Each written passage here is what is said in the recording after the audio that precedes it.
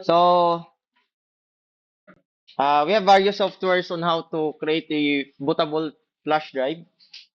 So, but this time, ang gamiton ko is using this application or software.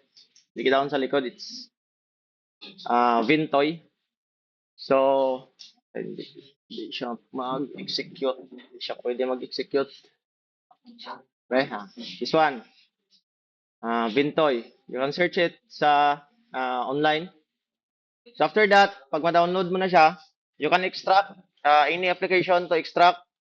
So pwede man nga, hindi mo pag-extract, pero in my part, I wanted to extract. After extracting, damo process on how to extract. So pangitaon mo si Vintoy nga application. And then make sure nga nakasaksak mo flash drive. So para hindi ka ma-confuse. Record ni. So para hindi mag-confuse, dapat isa lang nakasaksak eh. Basi kung damo-damo sa flash drive, what will happen? Basi lain ang mo ma-delete nga partition. So this time nakasaksak na. It's may isa ko ka flash drive, this one ay 16 gig, pero ang iya lang gina free space or available na space is 14 something. So ara nakita ko na siya. So execute ko ning application na Vintoy, this one. So Vintoy to disk, just double click pag gusto ko mo kung paano mag-execute, bansay naman kamo. And then make sure naka-select flash drive, then hit lang install. Then yes. Yes. Then wait for pila ka seconds to complete the installation. After that, pop up na siya. So hindi nyo lang pag-matter na kung USB disk. So ara na. So tapos na siya initialize para ang flash drive mabutable. Pwede ko na lang siya i-close. So now, what will happen if we check sa aton nga partition kagina? So bintoy ng pangalan sa partition and then as is. So hindi mo siya mabalaan nga it's bootable na ang flash drive. Pero if you check sa disk management, if you know what is disk management, so sa partitioning dire, so may makita kada nga may na-split ang flash drive. Amo ni siyang flash drive na-split. Paano makita? Right click nyo na di, tapos disk management. Or you can search it sa startup. So, one.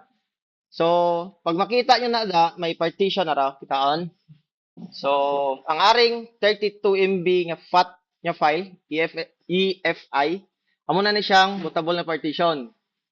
So, ang nabilin nga remaining space, any vacant space, amo na ni siya subong. So, you can use this as standard nga flash drive. Pwede ka copy-paste any file. So, the easiest way nga, amo na siyang gamiton kay hindi ka na kinanglan nga is ano ni siya arang i-write pa sa flash drive ang imo nga installer. What will you do is copy paste mo na lang imo ISO file sang imo nga OS. So copy paste. Wait hasta matapos. So depende sa flash drive, if your flash drive medyo mahalon, dasig ang transfer speed, so kung hinay, wait ta may mahimo ulaton taon how many minutes matapos. So we have 11 minutes left. So di ko sure kung malabot yan eh. So after that, kabalo naman kamo paano magbutat sa inyo flash drive. Saksak lang sa USB port. Make sure nga sa likod para safe.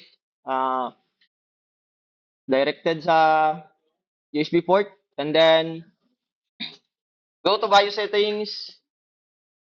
Ano kabalo mag-boot sang flash drive? Anyone? Kabalo? Okay, nakita ko gina. Nagkanto sa BIOS. Ano naman tong BIOS setup? Kung why ka mo bootable?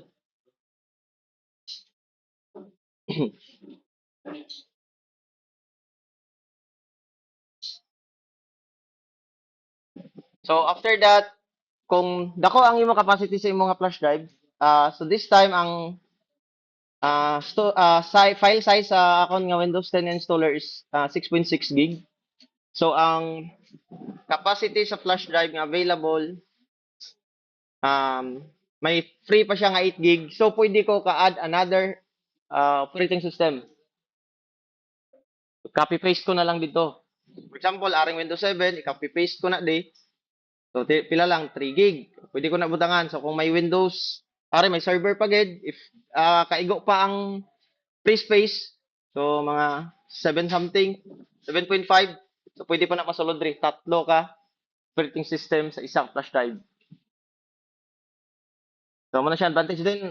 Sir, what if madug malain ano sir, gusto na kon lain naman. So deleton mo lang tong dito sa diri sa sulod. Delete mo ning hindi mo na pagamiton, but replacean mo naman another ISO file sang operating system. So amo lang siya ka simple mag-create sang bootable. Damo na sa YouTube, galantaw mo YouTube. Ah, lantaw man galing. Sa damo na sa YouTube Academy. Even sa Facebook, damo. Ga-vlog how to create a bootable flash drive. So after that, kung matapos copy, may dugay, so amo na ang paggamit mo sa bootable. If pag hindi mo siya formaton, hindi na madula ang iya pagka bootable. Kay ara sa piyak na partition nga hindi siya visible sa imo operating system. Atong 32 MB. So hindi mo na siya makita hindi mo siya ma-access.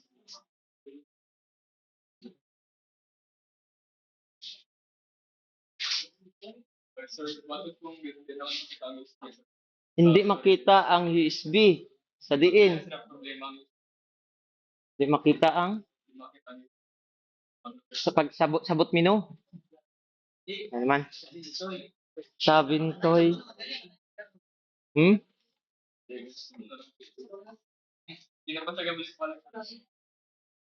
Di, namin mo kuno na akong ginabalik-balik. Any questions on how to create a bootable? So that is the first task for ito. For our laboratory activity 2. First task, one, create bootable flash drive. Then, may second task pa, installation.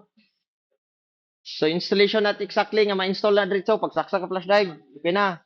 So, dapat kabalo on how to set up i-first boot ang imo flash drive nga bootable.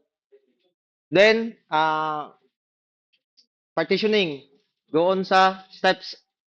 So, kung gin-visit nyo nga may na-post ko a while ago sa aton nga Google Classroom, may ara na dito Windows 10 nga installation. But the problem is, ang atong video nga uploaded na kon is naka VirtualBox. So, hindi siya physical nga device nga format. So, dito lang kamo ma-start sa steps pag starting na sa installation. O kung paano. So, next mo lang na. Mo lang kapos.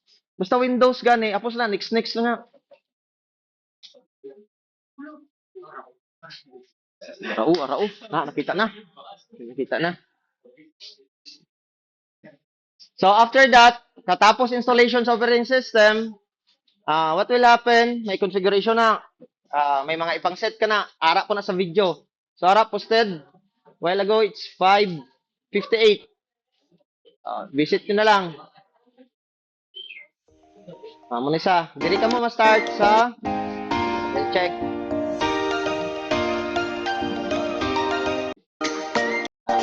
Dili nga part. Kaya itong first nga steps, it's a VirtualBox, using VirtualBox. So, dili na ka mo ma-start sa installation.